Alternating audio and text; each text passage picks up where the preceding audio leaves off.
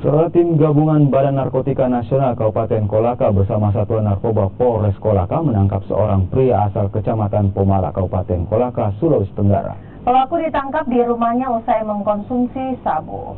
Pelaku yang merupakan target operasi sejak bulan April lalu ditangkap usai mengkonsumsi sabu di rumahnya. Dari hasil penggeledahan, petugas menemukan 2 saset paket sabu dari celana pelaku yang juga didapat alat hisap bong.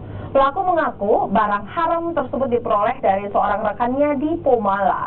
Kini polisi masih mendalami kasus ini untuk mencari tahu jaringan narkoba pelaku.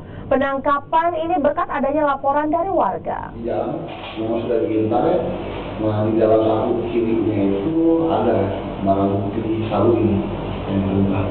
Lalu kita lakukan penggeledahan lagi di dalam rumah yang bersangkutan sehingga kita temukan alat-alat hisap ini dengan BB yang spot ini juga bekas dipakai oleh